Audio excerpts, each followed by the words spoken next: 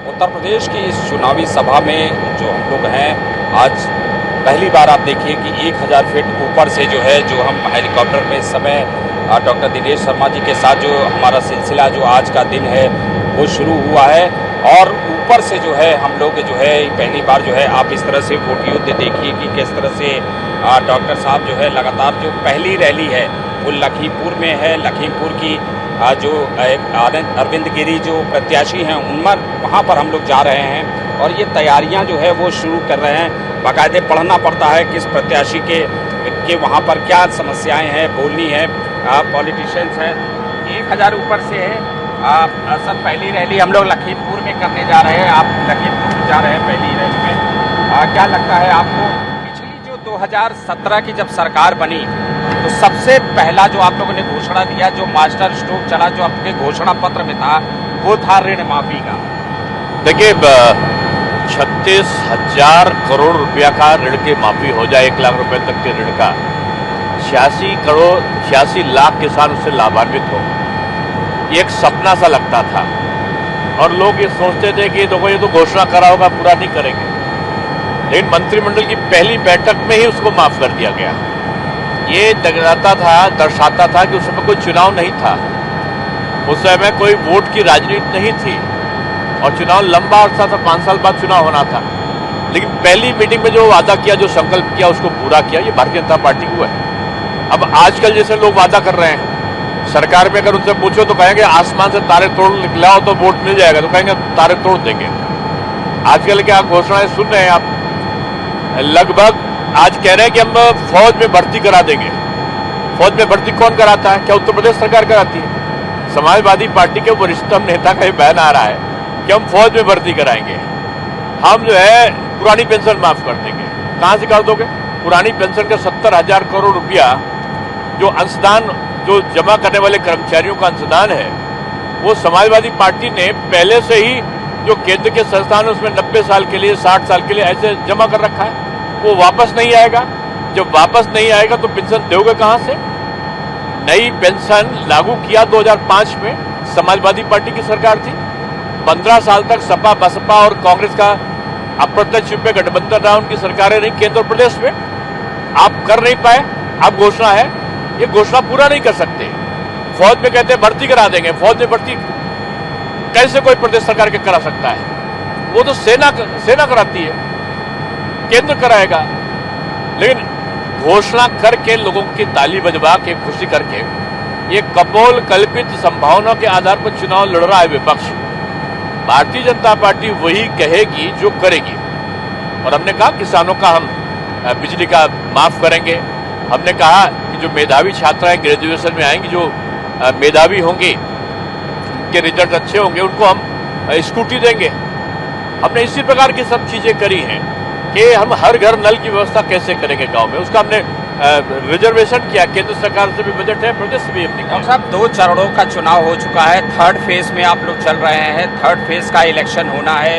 लेकिन 3rd phase में आते आते जो मुद्दे होते हैं जैसे जो जाट का मुद्दा उधर पश्चिमी उत्तर प्रदेश था, किसानों का मुद्दा था। लेकिन जब 3rd फेज में आप जा रहे हैं यहाँ मुद्दे अलग होंगे। 5th फेज में अलग होंगे, पूर्वांचल के मुद्दे होंगे। लेकिन आपने अपने जो कार्यकाल में आपने जो दिया है उसमें एक हैशटैग मोदी के योगी के नाम पे आपने किया, मोदी के नाम पे किया। दूसरा है आप कई जगहों पर कहते हैं कि शिक्षा के लिए ये सरकार का स्वर्णिम युग है। क्यों आप आखिर की क्या ऐसी आपकी उपलब्धियां रही कि आप स्वर्णिम?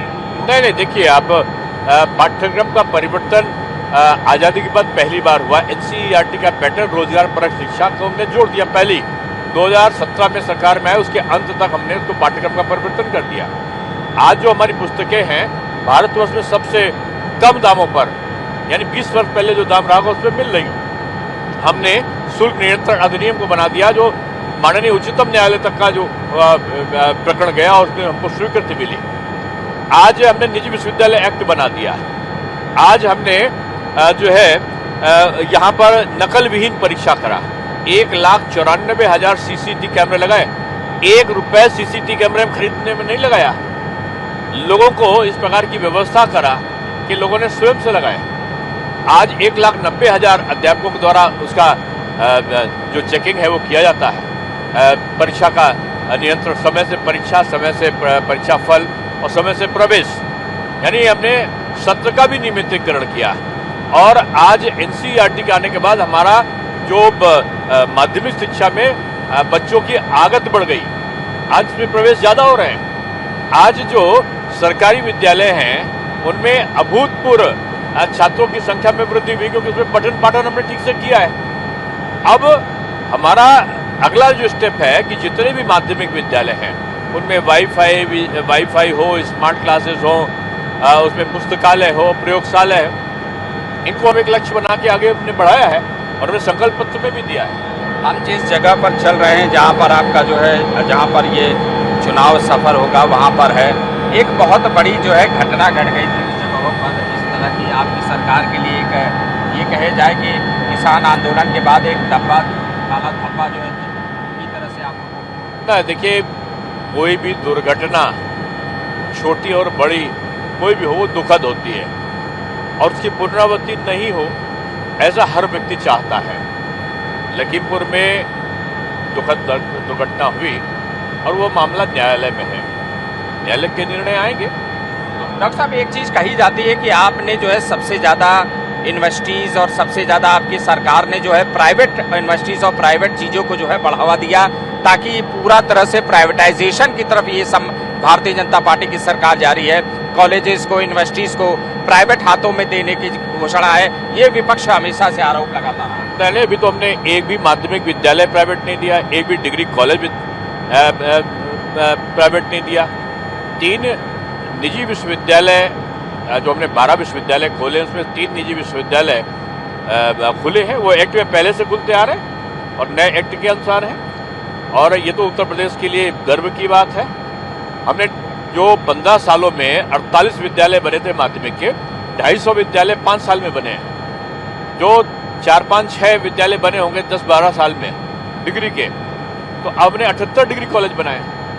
हम 10 जो विश्वविद्यालय हैं उनको बनाने का हमने संकल्प लिया था। हमने 12 विश्वविद्यालय की क्रियाविधि को पूरा किया है। तो हर चीज में हमारा जो संकल्प नहीं भी किया था उसको पूरा करने की तरफ हम हैं। हम उस पे आते हैं कि एक ब्राह्मणों के आप बहुत बड़े आइकॉन की तरह से चेहरे हैं और पिछले संगठन से लेकर अब सरकार तक में आपने जो है इतना बड़ा कार्यकाल किया और ब्राह्मण फेस के तौर पर हैं। इसके अलावा जब आपके पास ब्राह्मण थे, आपके सरकार में था, लेकिन उसके बावजूद भी सरकारों पे ये आरोप लगते रहे कि ब्राह्मणों को जो है कहीं न कहीं दरकिनार किया जा रहा है, ब्राह्मणों को हटाया जा रहा है। और शायद इसके लिए आप लोगों ने 4 लोगों की कमेटी भी बना दी गई थी। इस चुनाव में ब्राह्मण को लेकर समाजवादी पार्टी ने परशुराम से लेकर तमाम चीज़ें घोषणा करने की बात कही। मायावती ने सर्वजन हिताय सर्वजन सुखाय, लेकिन आप ब्राह्मण को इसमें ठगा हुआ जो विपक्ष लगाता है आरोप के ब्राह्मण की अवहेलना हुई, कैसे देखते हैं? देखिए, जब भी चुनाव आया होगा 2017 में आपने देखा होगा इसी प्रकार के आरोप विपक्ष ने लगा के सम्मेलन किए। 2014 के बाद 2017 में और 2019 में लोकसभा में फिर आके किया।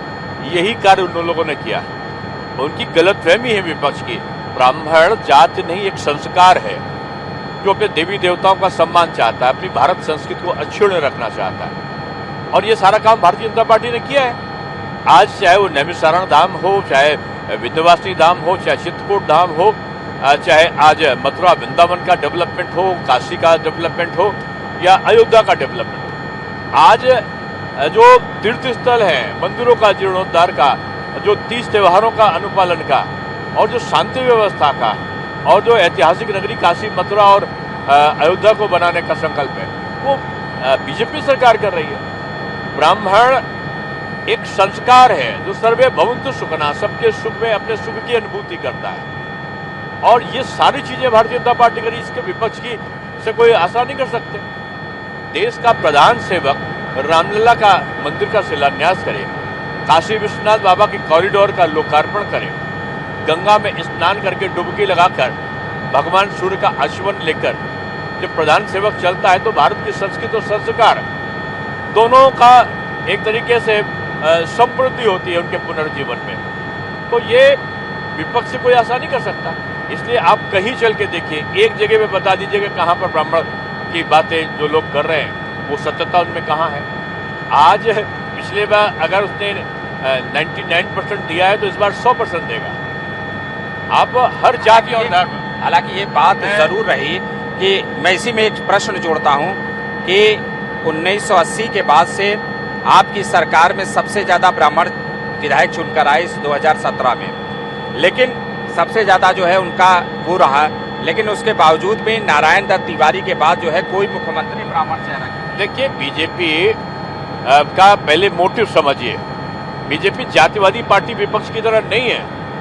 यहाँ ब्राह्मण, ठाकुर, वैश्य और दलित ये विचार नहीं है। सबका साथ सबका विकास हमारा मंतव्य, हमारा नारा, हमारा काम करने का तरीका है।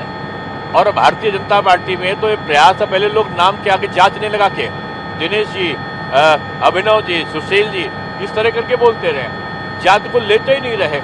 ये जाति को आधार बनाकर विपक्ष ने विभाजन करने की जो साजिश करी है प्रदेश में, और आज तक वो इसी आधार पर राज्य करते आए थे, वो साजिश अब मोदी जी और योगी जी के जो काम है, सबका साथ सबका विकास का जो उनका कर्म है, उसने हर जाति बिरादरी और हर संप्रदाय को, अगर आज राशन दे रहे हैं तो सभी जातियों को, सभी धर्मों को मिल रहा है। आप मुस्लिम वर्गों में जाके आपका कैमरा जाके पूछे, उनको भी उतना ही मिला है, बल्कि उनकी आबादी से भी ज्यादा मिला है उनको।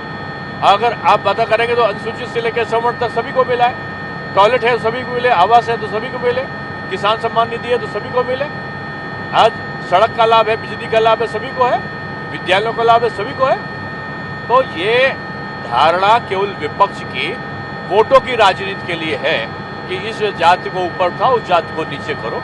बीजेपी जाति के आधार पर काम नहीं करती। विकास हमारा मुद्दा है और हम विकास के मुद्दे पर ही चुनाव लड़ते हैं, उसी आधार पर हम काम कर रहे हैं। अखिलेश यादव बार बार इस चीज को दोहराते हैं कि ये सरकार में जो है, जो इनका मुख्यमंत्री है वो वो कंप्यूटर नहीं जानते हैं, वो कंप्यूटर के बारे में नहीं जानते हैं, वो बोल नहीं पाते हैं, उनको बाहर के टेक्नोलॉजीज नहीं पता है। इस तरह का क्यों डिमोरलाइज? मुझको लगता है कि योगी जी के बारे में कुछ लोगों को जानकारी का अभाव है। आदरणीय योगी जी को तो मैं जीता जाता कंप्यूटर खुद से मानता हूँ, कंप्यूटर दिमाग है। आज आप बात कर दीजिए और 4 महीने बाद पूछिएगा तो वही याद उनको, वही बात को करेंगे। और पहले मुख्यमंत्री ऐसे हैं जिन्होंने सारा चीज को, सिस्टम को ही उन्होंने ऑनलाइन कर दिया है। सारी फाइल ऑनलाइन जाती है, सारी ई कैबिनेट होती है, ई बजट होता है। क्या पहले था क्या? जो कंप्यूटर जानने वाले लोग थे, विदेशों से पढ़ के आए वही लोग थे, क्या उनके समय ई बजट होता था क्या? ई कैबिनेट होती थी क्या? आज है। और योगी जी जितना अच्छा लैपटॉप कंप्यूटर चलाते हैं, उनका छोटा सा जो टैबलेट है, सारी इंफॉर्मेशन लेके वो साथ ही चलते हैं हमेशा। और मैं तो कहता हूँ कि बड़ा बड़ा जो कोई धुरंधर है वो उनके साथ बैठ के कंप्यूटर शिक्षा और कंप्यूटर के बारे में उनसे प्रतिस्पर्धा करके देख सकता है। डॉक्टर साहब, अगर आप शिक्षा के क्षेत्र में, चूंकि आप खुद भी प्रोफेसर हैं, आप खुद भी जो है, वाइफ आपकी जो है शिक्षा से जुड़ी, वो भी यूनिवर्सिटी में है, शिक्षा से अगर हम देखें तो उत्तर प्रदेश में जो शिक्षा के क्षेत्र में जो क्रांति हुई या वो है, कौन सी ऐसे जो शिक्षा का जो है टेक्नोलॉजी में आपने जो है 2 उपलब्धियां जो विपक्ष को आप बता पाएं कि हमारी सबसे बड़ी ये उपलब्धि रही है और शिक्षा के क्षेत्र में? क्योंकि शिक्षा ही से देखिए सब कुछ है। अगर शिक्षा नहीं रहेगी तो बाकी न तो छात्रों का जीवन है, छात्र आगे बढ़ पाएंगे, न इस देश का जो है कोई आधुनिक चीज आ पाएगी, कल्याण हो पाएगा। देखिए, सबसे बड़ी चीज है कि नकल विहीन परीक्षा हुई, पारदर्शी तरीके से परीक्षा केंद्रों का निर्धारण हुआ, पाठ्यक्रम का परिवर्तन हुआ, समय से परीक्षा, समय से परिणाम ये आए। 10 महीने पहले ही प्रोस्पेक्टस को अपना एक एकेडमिक कैलेंडर को जारी कर दिया गया। विश्वविद्यालयों में, सभी विश्वविद्यालयों में शोध पीठों को दे दिया गया। विश्वविद्यालय के साथ साथ महाविद्यालय के अध्यापकों को शोध कराने का अधिकार दे दिया गया। इतिहास में पहली बार दिया गया उत्तर प्रदेश में। महाविद्यालय के अध्यापकों को पहली बार जो है प्रोफेसर का पदनाम दे दिया गया। आज पहला जिस दिन 7th पे कमीशन आया, उसी दिन शिक्षकों को, कर्मचारियों को 7वां वेतन हमने दे दिया। आज जो रजिस्ट्रार, असिस्टेंट रजिस्ट्रार, सुपरिटेंडेंट का है प्रमोशन, वो हमने उसको कर दिया। सभी जगह की जो शोध पीठ है, आज चाहे ई गंगा पोर्टल हो, शोध गंगा पोर्टल हो, आज चाहे आप देखें कि हमारे दीनदयाल उपाध्याय शोध पीठ, अटल बिहारी वाजपेयी रोजगार सृजन पीठ, अटल बिहारी वाजपेयी स्वशासन पीठ, ये तमाम लोहिया जी के नाम पर भी पीठ है, गांधी जी के नाम पर भी पीठ है। भाऊराव देवरसी के नाम पर विकपीठ है, रज्जू भैया के नाम पर विकपीठ है। आज शिक्षा में शोध को बढ़ावा देने के साथ नई शिक्षा नीति को लागू करके पाठ्यक्रम के साथ में रोजगार परक शिक्षा को जोड़ा है। अब बच्चा पढ़ते पढ़ते उसको रोजगार मिल जाए और उसका प्लेसमेंट पढ़ते पढ़ते हो जाए, ये सिस्टम जो आज हुआ है, आज उत्तर प्रदेश में आकर लोग पढ़ रहे हैं। अब उत्तर प्रदेश के लोग जाकर विदेशों में नहीं पढ़ रहे हैं, 14 देशों के लोग आके आज उत्तर प्रदेश के निजी विश्वविद्यालयों में आज पढ़ रहे हैं। हमारा जो रैंकिंग में उत्तर प्रदेश का जो निजी विश्वविद्यालय है वो आज आया है भारत की रैंकिंग में पहली बार, और दो विश्वविद्यालय आए निजी क्षेत्र के। और हमारा लखनऊ विश्वविद्यालय भी, जो उनकी लंबी सूची है उस रैंकिंग की, उसमें भी लखनऊ विश्वविद्यालय का नाम भी है। तो शिक्षा का स्तर एकदम से बढ़ा है प्रदेश में। जो नकल के लिए जाना जाता था, परीक्षाएं आती थी तो कहते थे कि नकल का टेंडर उठता है, वो आज पठन पाठन प्रक्रिया मेधा शक्ति का पलायन रुक कर अब प्रदेश में एक एजुकेशन हब के रूप में जाना जाने लगा प्रदेश। इस बार आप चुनाव में कितना देख रहे हैं कि कितना बदलाव तरीके से देख रहा है, क्योंकि विपक्ष जाहिर सी बात है एंटी इनकम्पेंसी होती है, एंटी इनकम्पेंसी है, 2 चरण के चुनाव में हो गया है, अगले चरणों के चुनाव हैं लगातार बने हुए हैं, सरकार की जो उपलब्धियां हैं उन उपलब्धियों पे, लेकिन देखिए फाइनली आपका जो उपलब्धि है उस पर न जाके तमाम ऐसे मुद्दे हैं जो कि विपक्ष के आ जाते हैं। अखिलेश यादव ने ये बोला, मायावती ने ये बोला, उनकी बातों पर आप क्यों नहीं अपने मुद्दों को ही?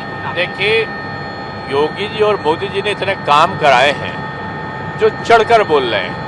गांव-गांव में छोटे बच्चे से भी पूछिएगा तो बताएगा कि योगी जी ने ये करा दिया, मोदी जी ने ये करा दिया। तो आज जनता के बीच में सीधा सरकार का संपर्क है। अब मध्यस्थों की आवश्यकता यहाँ पर नहीं रह गई। अब जो राजनीति के ठेकेदार थे उनकी दुकानें बंद हो गई। तो इसलिए आप कह सकते हो कि एक विजन के आधार पर उत्तर प्रदेश का डेवलपमेंट है। 11 लाख करोड़ की अर्थव्यवस्था आज 22 लाख करोड़ की बन गई। 17.4% की जो बेरोजगारी की दर 2017 में थी वो 4.9 पर आ गई है। और अगर आप देखा जाए तो प्रति व्यक्ति आय 48,250 रुपये थी 2017 में, आज वो 94,800 कुछ रुपये है। यानी एकदम से हमने जहां आम आदमी की आय में बढ़ोतरी करने का काम किया है, वही अब किसानों की आमदनी बढ़े, डीएपी खाद की उपलब्धता, नीम कोटेड जो खाद है यूरिया है उसकी उपलब्धता, किसान सम्मान निधि, गाँव में सड़क से जोड़ने का काम, बिजली 18 घंटे से 22 घंटे गाँवों में आए, 24 घंटे शहरों में आए, और साथ साथ जो संक्रमण के काल में भी महिलाओं के जनधन खाते में 1500 रुपये पहुँचा जाना, 1000 रुपये श्रमिकों को खाते में अभी भी जा रहा है। लगभग 2 साल से आज भी 10 किलो प्रति यूनिट के हिसाब से गरीबों को राशन दिया जा रहा है। अब तो चना भी है, नमक भी है, तेल भी है, शक्कर भी है, ये सारी चीज़ें दे रहे हैं। तो वो ये सरकार गरीबों की सरकार है। ये सरकार कृषि और किसान पर आधारित नीतियों वाली सरकार है। ये सरकार 4.5 लाख सरकारी नौकरियां देने वाली, युवकों के रोजगार देने वाली सरकार है। 3.5 लाख संविदा कर्मचारियों को रोजगार देने वाली, 1,61,00,000 लोगों को निजी क्षेत्रों में नौकरियां देने वाली, 3 करोड़ लोगों को अप्रत्यक्ष रूप में 1 डिस्ट्रिक्ट 1 प्रोडक्ट और छोटे उद्योगों के माध्यम से रोजगार देने वाली सरकार है। और अगले बजट पे हमने, अगले सरकार में आने पे हमने कहा है कि हर परिवार को प्रत्यक्ष और अप्रत्यक्ष रूप में एक व्यक्ति को रोजगार मिल सके, उसकी तरफ हम बढ़ रहे हैं। ये 700 दंगे वाला प्रदेश था 2016 में, आज एक भी दंगा 5 साल में नहीं हुआ है। ये वो प्रदेश है जहां पूंजी निवेश के लिए लोग आए हैं। 4,68 करोड़ रुपए के MOU साइन हुए थे, जिनमें 3 लाख करोड़ के जो हमारे जो दस्तावेज हैं, जो MOU हैं, वो आज धरातल पे उठ के हमारे आज कारखाने लग रहे हैं। एशिया का सबसे बड़ा डाटा सेंटर हमारे वहाँ लग गया। आज 700 मोबाइल 100 मोबाइल अगर पूरे भारत में बन रहे हैं तो 70 मोबाइल हमारे केवल उत्तर प्रदेश में बन रहे हैं। IT हब बनकर तैयार हो गया, 250 विद्यालय बन गए, 78 डिग्री कॉलेज बन गए, 12 विश्वविद्यालय की क्रियाविधि पूरी हुई। अरे चारों तरफ आप देखो चौमुखी विकास की ऐसी विलक्षण अवसर मैं समझता हूँ कि आज़ादी के बाद कभी नहीं आया था। अब सरकार जो है, आप लोगों ने जिस तरह से कानून व्यवस्था को लेकर, आप लोग लॉ एंड ऑर्डर को लेकर चल रहे हैं, लॉ एंड ऑर्डर सबसे बड़ा जो है एक मार्क है, ट्रेडमार्क आप लोगों की सरकार में है। लॉ एंड ऑर्डर की है कि माफिया उत्तर प्रदेश छोड़कर भाग गए। पहले तो यह था कि पूर्वांचल का माफिया ये, मऊ, घोसी और गाजीपुर का माफिया ये, गाजियाबाद और नोएडा के अपहरणकर्ता और माफिया कोई और बदला प्रयागराज का माफिया कोई और मुछे ताने लुंगी पहने आ जाए। इस प्रकार के लोग संबोधन करते थे। आज वो माफिया दिखाई नहीं पड़ता है कि खुलेआम स्टैंड गन लेकर माफिया खुली जीप पे चल रहा हो, दंगे कराता हुआ चल रहा हो, मकानों में आग लगाते हुए चल रहा, वो दृश्य आज आपको दिखाई नहीं पड़ेंगे। कि प्रतापगढ़ ऐसी जगह पर थानों के अंदर घुस के डीएसपी की हत्या कर दी जाए, सरेआम थानों में दरोगाओं को थप्पड़ मार दिया जाए, थाने राजनीतिक दलों के कार्यालय की तरह काम करने लगे। अब नहीं है ना, अब कानून का राज्य है। अब पश्चिमी उत्तर प्रदेश के मकानों पर मकान खाली है लिख के अब अराजकता तो कब्जा नहीं कर सकते। अब कांवड़ के जुलूस पे पत्थरबाजी नहीं होती। अब ईद और बकरीद और रामलीला और इसका जो देवी दुर्गा का जो उत्सव है, दीपावली और दिवाली है, साथ साथ मनते हैं, प्यार से मनते हैं। डॉक्टर साहब से इसी तरह से बात जो है चालू रहेगी, बात करते रहेंगे हम अगले भी पड़ाव में। अगली जो है आज पूरा दिन जो है हम डॉक्टर दिनेश शर्मा के साथ रहेंगे हैं और इसमें जो है अलग अलग विषयों पर जो है राजनीतिक विषयों पर, साथ साथ उनके सामाजिक विषयों पर, इसके अलावा उत्तर प्रदेश की जो चुनाव है, जो चुनाव महासंघ है, उस पर ये सिलसिला लगातार बस जारी रहेगा। रुकते हैं यहाँ एक छोटे से ब्रेक के लिए।